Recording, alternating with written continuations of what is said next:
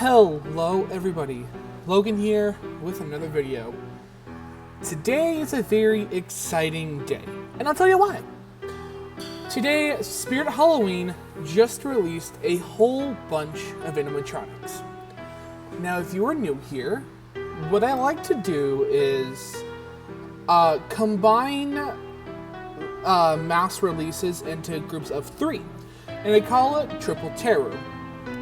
This way it is easier for me to do mass coverages without having super long videos, and I can kind of split it up, you know? I'm not having like 2, 3, 4 hour long videos. Last year was kind of the first year I introduced Triple Terror, and that was with Party City's mass release. And believe me, I tried recording all the videos together, and it was a super duper long video. It was insane.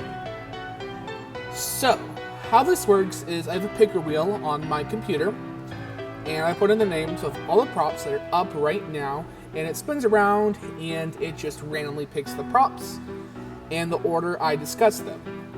So today, we are going to be discussing Lil Jack Carver by Crazy Create, Grave Watcher by YJ, and Creepy Rising Doll by Seasonal Visions.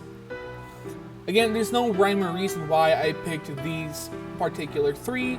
That is just what the picker wheel chose, and what the picker wheel chooses is what the picker wheel gets.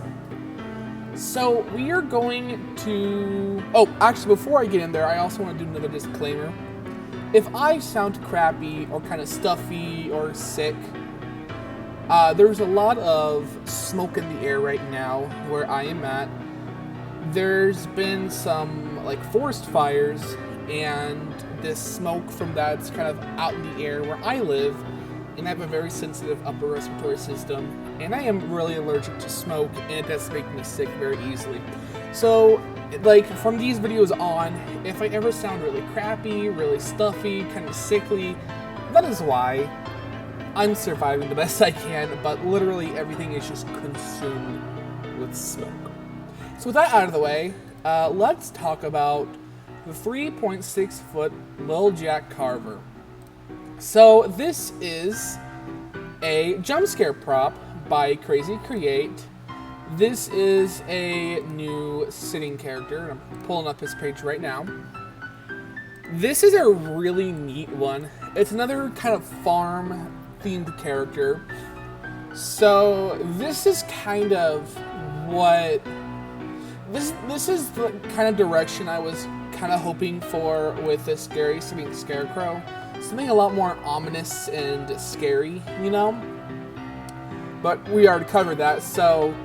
This is a zombified little boy that is disguised as a scarecrow, and he holds a jack-o'-lantern over his head, and when activated, he giggles, and he like lifts the pumpkin from off of his head really fast and reveals this gruesome, decayed, carved up face hiding underneath.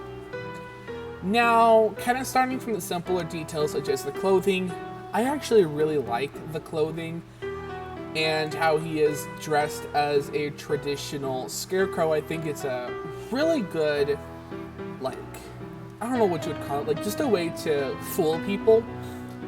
You know, they would not expect this zombie looking thing underneath. I love the traditional button-up shirt with the overalls. I like to dress my scarecrow customs that way. It's a very classic style. Again, he's another sitting prop, which I don't mind. I don't love props that just sit, but I'm okay with this one. One of my little critiques is the sensor placement. So it's on the lower portion of the pocket, located on the middle of the overalls. I think they could have put the sensor where the button to his button-up shirt's at, like the only visible one, because I think it would have matched that better. You know, like it would have hidden better, if that makes sense. But that's just a little nitpick. The face is amazing. This is super gruesome, and it's really well detailed. Like the nose, you can actually see the bone poking out from the flesh. You can see the muscle tissue from where the mouth is all just ripped away, even kind of above his right eye. Or no, that's his left eye. I'm sorry. I'm terrible with my left and rights. Please bear with me. And it even looks like he's missing a chunk of his ear. So that's a really cool detail. I really like how gruesome and detailed his face is. And I even like how detailed the pumpkin is, too. They didn't skip out on that either. The pumpkin has got a lot of warts on it, like a gourd usually would. And the carving looks really cool as well. And even the viney texture on the pumpkin is really well done as well. The animation's really cool as well. It's super simple, but still really effective. The only thing I would really change on this is I would have added a gloss finish onto like the mouth and the nose, like where the exposed flesh is. So when that light shines down on the face, it reflects more and it just pops a little more. I wouldn't necessarily add perma-blood per se. I use resin for a lot of my finishes. Like stuff like this, I would use like a UV resin and cure it. It gives it a really beautiful glossy finish. That's what I would do. It's just a little more. Not that it would be super noticeable necessarily, but it's still there because this would be probably wet. I don't know how fresh this would be. But again, that's just me. I also think it'd be cool to add some stringy pumpkin guts from around the bottom of the pumpkin. Again, some fun details like Gordy does. But, well, I guess no, because that would cover the face a little too much. Scratch that. That's too much. So this guy is retailing for $169.99 and is currently in stock. I agree with the price. I think he is very well worth the price point. Again, I like this prop. I think it is very well done. So kind of zooming in another picture. So it looks like a bit of his chin's got some flesh missing. Both of his ears are missing some chunks. It's a really gruesome prop. I like it. Spirit is definitely moving in the right direction with characters like this.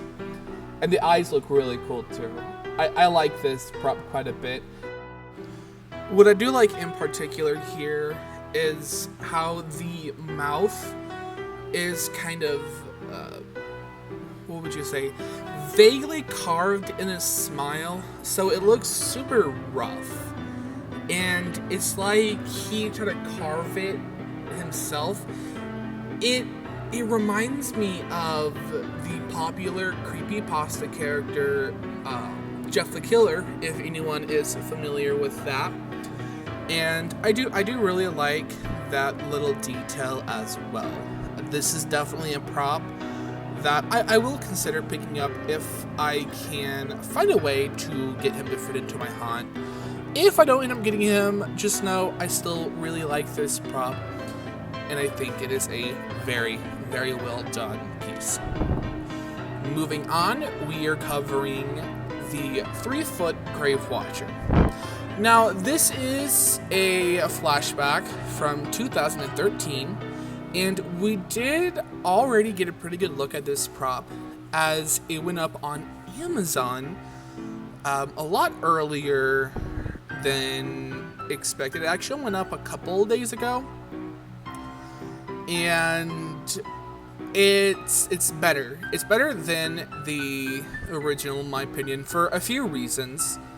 Number one, the cosmetics are a lot better, especially in the face. I like the added movement of the head. So she has that classic motionette movement. If you're kind of familiar with that type of movement where the arms move back and forth, and the head moves like kind of in a circular motion, which I feel like the original should have done that. I don't recall the original ever doing that. I think it was just the arms moving. I like the new audio, actually. I like how it's just not full of a bunch of sound effects quite a bit. It felt like it was a little too much in the original. And I have heard the original's audio pretty up close and personal. I've had a different 3-foot greeter that I've painted in the past that had her exact audio. And I also do like that they recorded or re-recorded her audio and changed it up a bit. I feel like it is due to copyright. It's kind of my personal theory, my prop theory, if you will. So let's really get into the cosmetics and why I like them a lot more. Because they basically took the original, kind of what she was meant to look like, and they actually executed it properly, if you will. So for one, if you look on her eyes, the shadow lining, it kind of looks like she was burning from within almost. So I believe that the original was supposed to have that, and I think it does. It's just super faint and really hard to see. YJ actually really did a good job putting that onto this one. And I should mention that the original is actually by Pan Asian, and this is YJ, so really interesting trade-off here. The cracks on the head are painted a lot better by the YJ one as well. The Pan Asian one was kind of like, what would you call it? Airbrushed very roughly. This one's a lot more neat. The mouth detailing, to me it looks very similar. I don't recall the original one, though, kind of like bleeding from her mouth. I think it's kind of a spooky, edgier detail. The candles do look better on this one as well. The only thing I don't care for are the new beads. How they're those like shiny, like party necklaces. The original one had these big, matte, dark red necklace beads that adorned her dress. They went for those cheap party beads, and I don't love that. I wish they would have used something a lot closer to the original. That's kind of my biggest issue with this. So, if we're being released 10 years ago, this one is pretty close to the original's price. This one is $80. I think the original was 60, 70, or she could have also been like 80 as well. I do like that they kept the super cool eyes on this one that the original had. I always loved the eyes of the original. The costuming still looks really cool with like the light gray shawl, or like the light gray like robe with that red shawl, and it's all creepy cloth. She kind of looks like a nun, and they kind of kept that appearance, which I think is what she was always meant to be, like a nun statue that kind of came to life, sort of like a similar 3-foot greeter, Grim Graven Angel. I also do like the fact that this one has an assembly, so it does come apart, and that means she has a smaller box. That's one of the things that really falls flat with the Pan Asian greeters, traditionally, is that their boxes are too big. They're big. I have Grim Graven, same size as the original Grave Watcher, same size as this one. He's Pan Asian, all one piece, and it does suck to store him sometimes. But yeah, I like this one. I do plan on picking it up, not only because I like the creepy dolls, but I've always liked Grave Watcher. Kind of an interesting thing about me. I do like Grave Watcher. I've always liked Grave Watcher. And I do think that this is a well done remake. So our final prop here is another remake. This is the Creepy Rising Doll. This is the 5-foot version. So this is the bigger Creepy Rising Doll. And right off the bat, I actually noticed some improvements, especially in the face. The plastic does not appear as thin anymore. And I appreciate that. But on the flip side, the paint detailing appears lighter. So you kind of get a trade-off. This one is online only, which is super disappointing because we have Darling Dolly in stores. And Darling Dolly is another like bigger creepy doll prop. I think these two definitely need to go in store together because they're so similar in like character. This one, it does stay true to the original for the most part. One of my biggest issues though is the cracks along the mouth are not as well hidden as the originals. You can definitely see them a whole lot better. The cracks aren't as visible either. And again, like the lines around the eyes and the mouth, kind of like where, I don't know, like muck would have been like dripping. It's a lot lighter. They went a lot lighter on that paint job. And I don't love that. I don't love that they did that. But I do like that they brought this prop back.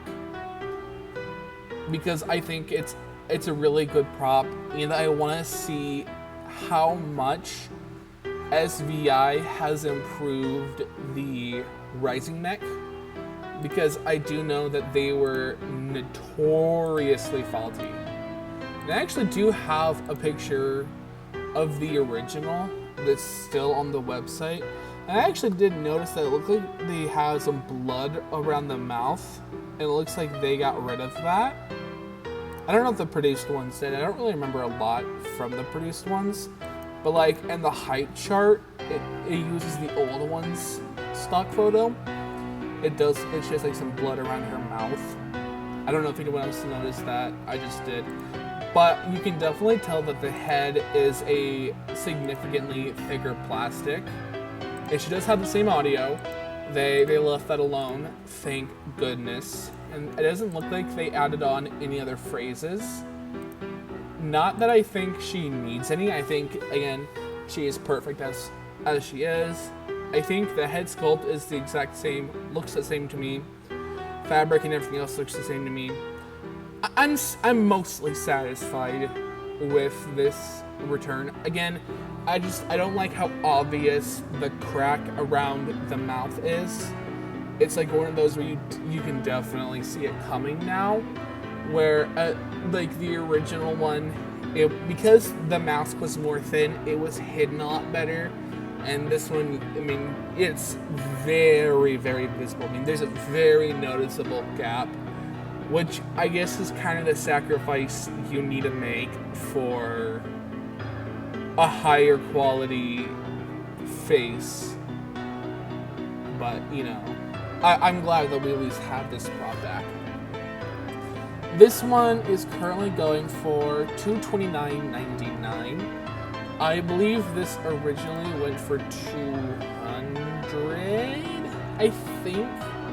If I'm correct, I don't remember the original price of this one. This is the big one. So this isn't the little itty bitty one. So I'm pretty happy that we have the larger one. So she sits at 5 feet, goes to 6 and a half. So I'm happy. Again, I'm happy that we have this classic monstrosity back, because it's a cool prop. And for $2.29, I really don't see that as a bad price. I think that's pretty reasonable for what it is. And if SVI has made some major improvements to this, then it makes it all the more worth that price. So that was today's episode of Terror. I hope you guys enjoyed this video. I'm going to be trying to dish these out as much as I can, and as consistently as possible, but there is really no 100% guarantee. But just know I am super satisfied for the most part with this lineup. There's a few rotten eggs in there, but it's not with any lineup. Anyway, if you guys enjoyed this video, make sure to like, comment, and subscribe. And I'll see you in the next one. Bye, guys.